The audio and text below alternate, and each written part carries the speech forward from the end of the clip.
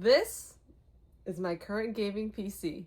It boasts an i7-7700K on a Z270 motherboard with 32 gigs of DDR3 RAM, all cooled with a Corsair AIO. I think it's the H100i V2. And you're probably all thinking, she forgot about the graphics card. I did not forget. It's the reason that I left it out is because it kind of leads to the whole premise of this video is that I need to update this dang thing. I built this computer about 6 or so years ago, and at the time I was playing everything on high settings, some even ultra. I was playing things like Assassin's Creed and Dragon Age, League of Legends, all on high or plus settings, and I never had an issue. That was until Marvel Rivals released. My GTX 1070, the best graphics card I've ever owned in my life and probably one of the best ever created, could not stop crashing playing Marvel Rivals.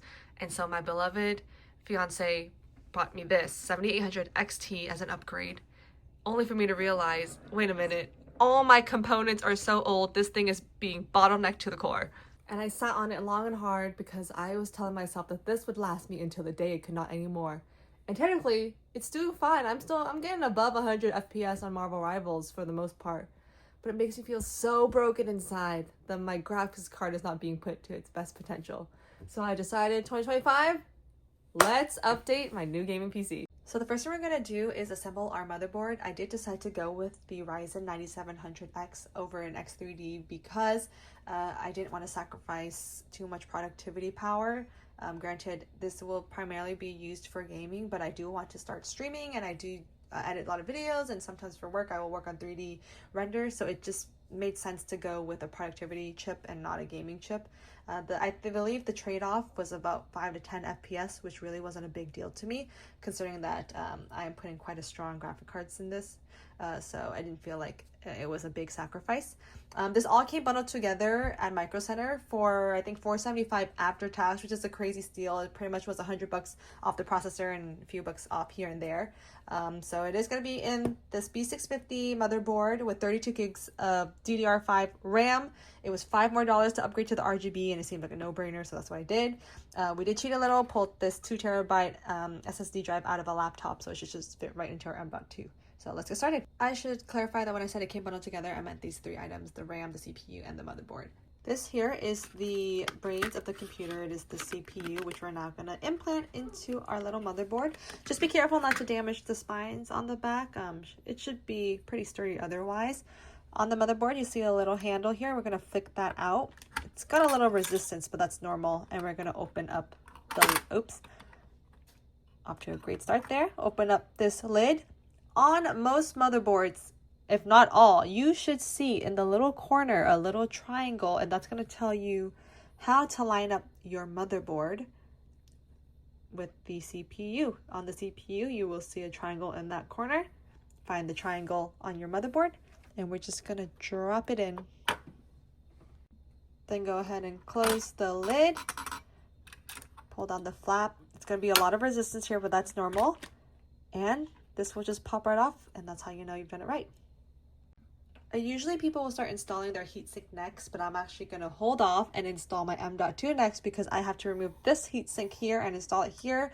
And depending on which CPU fan you have, it just might be very clunky and bulky, and it might be hard to reach under here. So I think just for flexibility, I'm going to do that first and then start on the heatsink. If your motherboard has a heatsink for your M.2, you're just going to have to unscrew it with a screwdriver. It should come out pretty simple, and it comes out just like that. You're then going to take your M.2, find the correct orientation. Because I did pull this out of a device, it's not going to be a very aesthetic. It's going to expose the backside, but we have a heatsink, so it won't matter too much. You're going to find the knob on your motherboard and make sure it lines up with this knob on your M.2, and you can slip it right inside. So mine's just going to go like this, and it should just pop in very simply. Once it's in, the motherboard should have came with the screwdriver to hold it down. You just go ahead and tighten it down. Voila. Then you just have to slip the heatsink back on and screw it down. You don't have to worry too much about the sticker on the M.2. Usually it's made out of copper, so it itself is a heatsink already. Now for the fun part, we have to install our CPU fan. I decided to go with air cooling because I did not want to think about having to upgrade my AIO in the next 3 to 5 years or however long it is.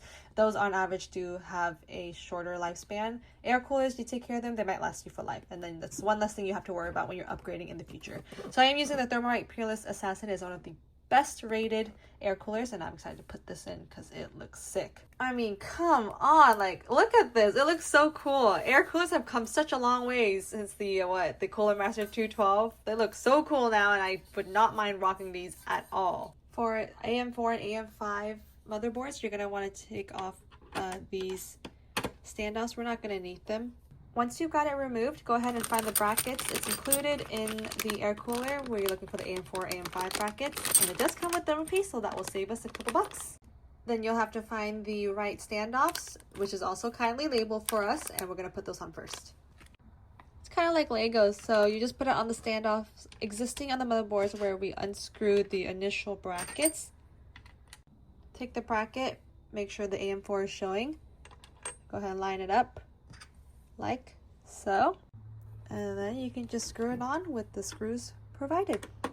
Now before we go any further with applying the thermal paste, I would just double check and make sure everything lines up and my fitment is good. Now a lot of people do the dot method, but today I'm gonna do the X method. Oh, if it wants to stay. Not the prettiest application. Now don't forget, underneath your cooler, there is also something you need to peel. Make sure you got it all aligned correctly. And we can just put it on.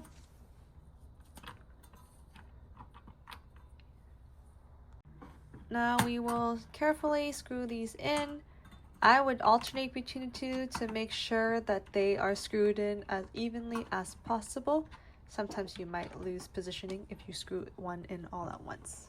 Just an FYI that this does require some pushing, so don't be scared. That's normal. Now we will take our included 120mm fans. We want air to blow it from the front of the case to the back, so make sure you line that up front to back. It's going to come with these brackets. We're just going to slide them through the holes like so on each side. Then we can go ahead and just clip them on. Well, line them up first and clip them on, and it goes on pretty simple, just like that. You may have noticed that it came with a splitter, so you can plug in both fans into one splitter that will hook up to one CPU fan port. You will see a divot on the actual fan plug, and you will see a divot here, and they just connect like so. The funny part is, I've realized now that I don't have clearance for my RAM, and I thought about that when I was thinking about my M.2, but I really didn't think that it would be a problem, but it is. Lucky for us, it is really easy to remove these. You just pull on the lever and they come off. So on this motherboard, it does tell you which slots are the first slots, which will be my A2 and my B2, so you can open that. Check your manual. If you don't know, it might also be written on your motherboard right there. Apparently this is a choice for some, but I of course am all about peeling off stickers, so don't forget to peel off yours. There's a divot on your RAM and there's a bump in the memory slot. You just have to line those up, and then you should hear 2 clicks, and that's how you know it is in, like so. Typically that means the label's facing forward. You can maybe use that as a guide, but I would always just check the divots. Now we can put this back on. The sad part about this is I bought RGB RAM, and now my RGB RAM is barely noticeable, but it's fine. Now for my favorite part, putting everything together, I am reusing my computer case. It is a Corsair 4000X. Not new, but not old. And honestly, the airflow in here and the space in here and the cable management, everything is great. Even comes with a fan controller, so figured I'd just reuse it again. Still looks pretty nice. Most of the computer cases will come with the standoffs pre-installed for ATX sized motherboards, and that is exactly the size that I'm using. So all we have to do is line them up, and they just fit right in there. Just like that. Some motherboards will come with an AI shield you'll have to install to the side here, but mine comes with it pre-installed. So again, all you have to do is just make sure it's lined up. Now put in the screws into each standoff. Should have came with your case, just like that. Times like this, having a long or skinny screwdriver would be nice, but we work with what we have. Okay, nice. We are so close to finishing, you guys. All we have left is a graphics card, which I am going to use this PCIe extension cable. I am going to vertically mount it because this case is capable of doing that. So I'm going to try that out, and then we're going to have to reroute all of our fans and add new ones, and then put in our power supply, connect all the corresponding cables, and we should be up and running. I'm going to start by removing the screws to remove the graphics card bracket. The plate should just come out. Nice. For this build, I'm using the Asia Horse PCIe 4 extension cable. There's a ton of brands out there. Cooler Master has one. There's a ton of other aftermarket ones if you don't want to spend the $40, $50 on this. But this one has the best track record, and I just want to play it safe. So we're going to plug this into our PCIe 4 slot right there. Make sure you flip the switch there. And let's see. It clips just right in. Perfect. I actually put in the graphics cards because I'm vertically mounting it. It's going to block up this whole area. I need to actually do my cabling first. So I'm going to put in the power supply and plug in everything that I possibly can, which also means I will have to change out my fans here. What I'm actually going to do is move these black fans. They are RGB, but I don't want to show the black casing. I'm going to move the black ones up here so that it's covered mostly by the case, and that I bought some white ones that I will put to the side. It's pretty simple. They are screwed in with your typical screws, so you just have to unscrew them and move them. You know what's funny is I didn't plan on doing an all-white build. I mean, it's still not an all-white build, but the cards just happened to land that way. I'm not even into white builds, actually, so it's funny that we're gonna have a white build, or close to 100% white build. Now that we have all of our fans installed, we can get started on the power supply. Here's a sneak peek of all the wiring we have to do. It's quite intimidating to look at, I'm not gonna lie. It's been a while, but I think we'll be okay. I feel like a lot of them are pretty intuitive, but we'll go over that in a little bit. For now, we're gonna put in our power supply. Before we do anything crazy, let's install our power cables. From the top of my head, I think these are all that we're gonna need, but if not, we can just add more. First one is our 24-pin power. This one's tricky because it's a twofer, so you have to line them both up at once. Sorry for the little camera shake there, but you guys are kind of in my way right now. And then we will work on the 8-pin power cable for the CPU. Let's do that right here. Beautiful. And our last 8-pin for our PCIe graphics card. Perfect.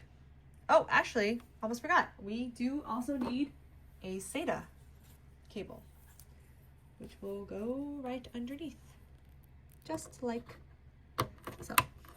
Okay, we've got to remove all of this Medusa's hair everywhere and slide our power supply in. Fan side on the bottom, and of course power going outwards. And it should just slide right in. Okay, it's just a lot going on. Okay, there we are. Now we're gonna take the included screws that came with the PSU and just find a socket for now and start screwing them in. Mine ended up looking like this, but just know yours might look different. That's okay too. It's just pretty much wherever it will screw. Now let's see what kind of cables we have to work with here. The easiest ones are probably the case cables because they are all labeled and you know exactly where they go. So it's like USB 3 and all the power buttons and LEDs and all of that. But then you get to the actual components, especially the case fans, because there are so many of them. Each case fan has a ton of outlets and such that we have to keep track of. So we're gonna have to figure out how to wrap all those together. Lucky for us with technology, we could actually just link up to 3 fans into one group. That's why they have all these connectors. And then we will only have to use one power source to power all 3 of them. But we do have more than 3, so we're gonna have to figure it out. This case does come with a little RGB controller here, and we can plug up up to 6 into that little hub, and it will be powered through SATA and through the USB port on the motherboard. So first, let's sync up all the RGB cables. It's cute, they got little arrows to show you which direction to plug it in, and it's snapped together. And we will work through all of them here. Now that that's out of the way, we'll work on the fans, do the same exact thing. Clips together. For the Corsair fans, I'm actually going to use an extension cable so that I could also sync them up to one output. And it's the same steps. Now the RGBs can go into the RGB hub once I get everything over. Let's do this. That. And that. The next thing you can do is plug in your SATA if you're using a SATA hard drive, since that's probably not going anywhere.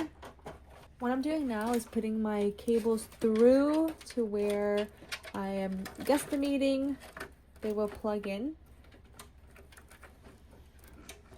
Okay, so I've got it turned around. I actually removed the PCIe extension cable so everyone can see where I am plugging things more clear.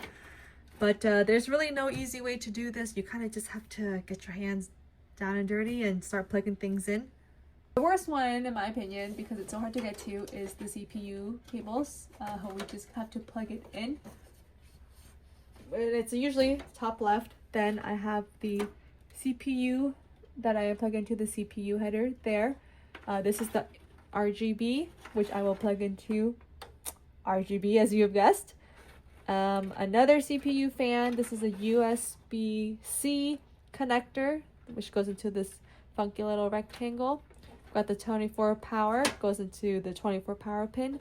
PCIe, which will go into our graphics card. Most of the PC case stuff, audio, resets, power, LED, things like that, USB, will be on the bottom here.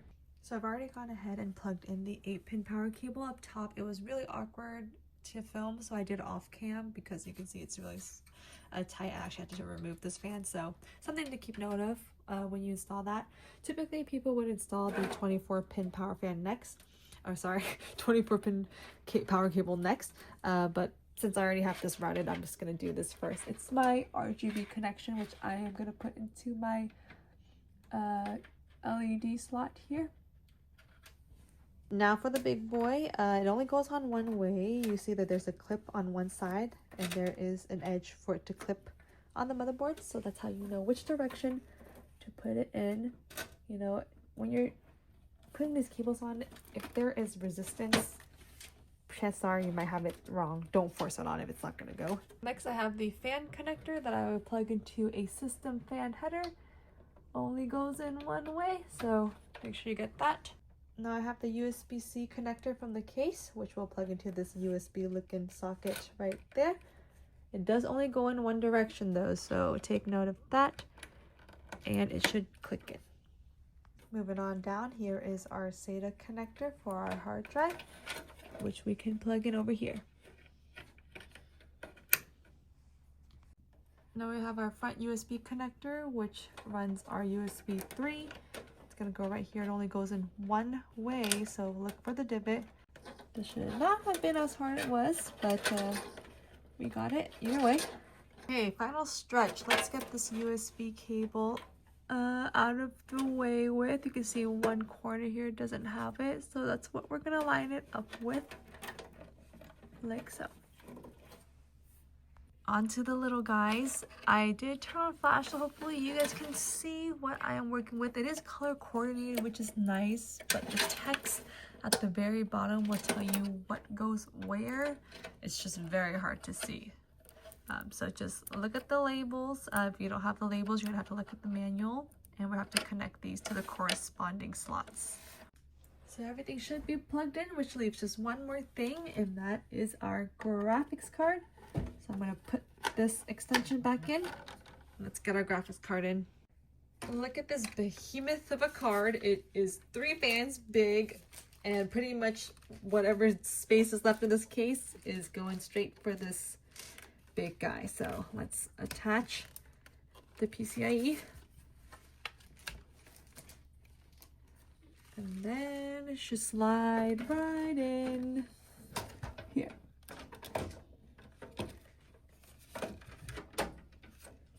Look at that.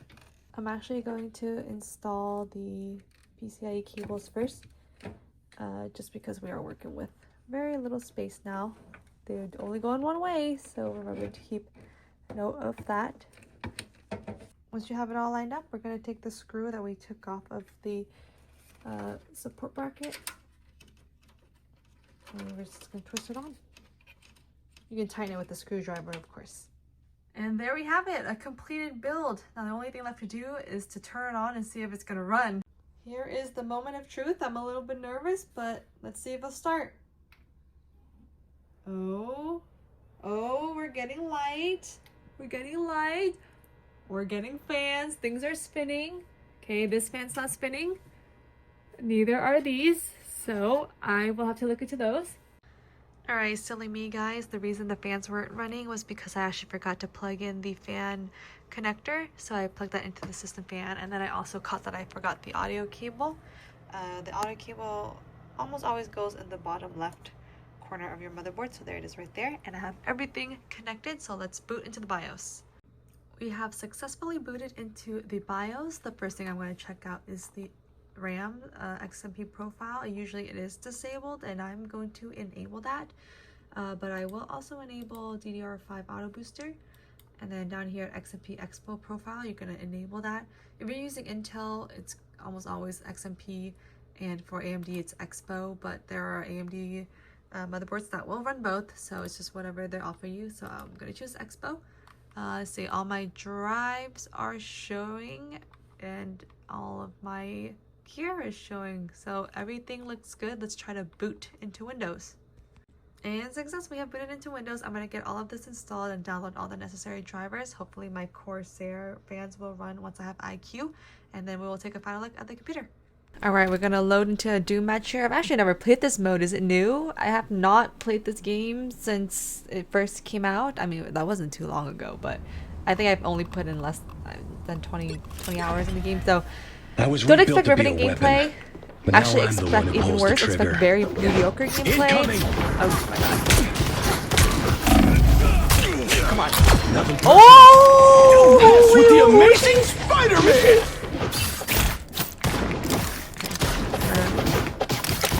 I gotta humble myself. I gotta humble myself. What's going on? What's going on? Anyway, back to the main part of this. Today. You guys, can't tell if they suck or I'm just really on something today. FPS, we're doing great. We're ranging anywhere between 150 to 300. If that range isn't Marvel Rivals, then I don't know what is. It's crazy range, but I'm happy to get anything more than 60 at this point because that's what I was getting before. And we loaded into the game pretty fast. We loaded into the game within like a couple minutes. I remember before this upgrade, it would take me forever to get into a game. My peeps would already be in the game loading, you know, playing around, and I would still be in the loading screen. So I would say pretty good performance. I do have everything scaled down a bit just because I don't need high level character detail, but in games like this you kind of want max FPS. But I think 300 FPS is pretty good. Well, there you have it. This is my new gaming PC. What do you guys think? Do you think it looks sick? Because I think it looks so sick. I think it looks so cute. And once I redo my whole desk area, it's going to look even better. So that is a teaser for the next video. We are going to revamp this entire corner. It's pretty messy right now. Let me show you. Let me show you. This is what it looks like right now. It is a hot mess. And yeah, we need to get this changed. So please like if you enjoyed this video, subscribe if you want to keep up with what I've got going on back here. We're gonna have a lot more content this year. It's all about the year of content for me. I'm also gonna start streaming, so you know, follow, like, subscribe, do whatever you gotta do. Find me online and find me on stream. See ya.